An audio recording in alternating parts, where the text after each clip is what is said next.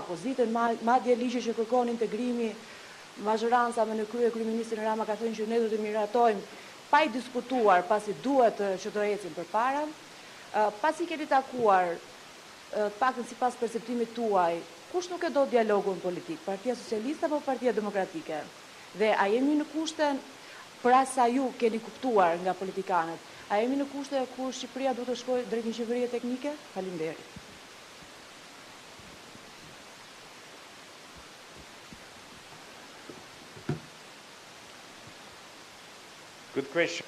Pyetja me vend.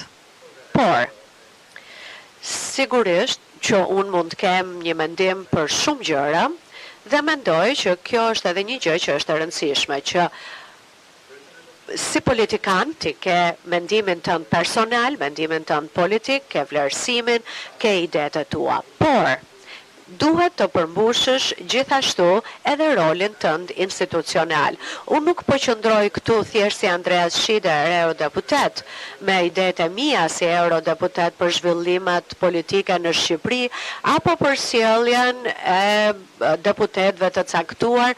Unë qëndroj këtu si relatore apo raportuesi në Parlamentin Evropian nga Komisioni parlamentar për çështjet e jashtme. Pra, këtu nuk është çështja për mendimin tim personal, por mund të formulohet në një kuptim më të gjerë. Dhe ky kuptim më i gjerë është ky, që ne si Parlament Evropian, dhe e kemi vendosur këtë gjë dhe në raportet e mëparshme, që ne mendojmë që ka ardhur koha tashmë që kultura politike në Shqipëri të bëjë një hap përpara. Çfarë do thotë kjo?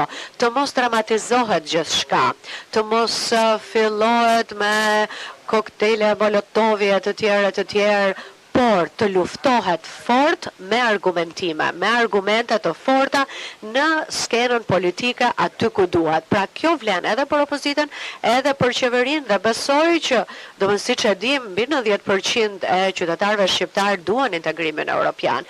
Dhe mendoj që kjo është gjëja më e mirë që mund t'i tregojë Shqipëria Europës, që është një vend i bashkuar dhe ka një qasje të bashkuar.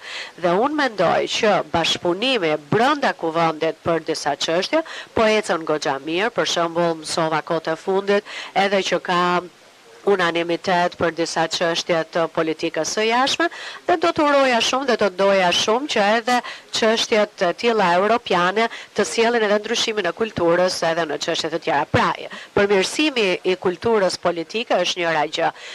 Çështja tjetër është kjo, që Shqipëria ka bërë dhe ka patur një ecuri madhore në negociata dhe në konferencën ndërqeveritare, por edhe nëse vlerësimi i komisionit do të ecë mirë në pranverë, Shqipëria do të fillojë të mbyll kapitoj dhe siç e ka thënë edhe Komisioni i Ri për zgjerimin, Shqipëria do të vazhdojë të jetë pararoj për zgjerimin.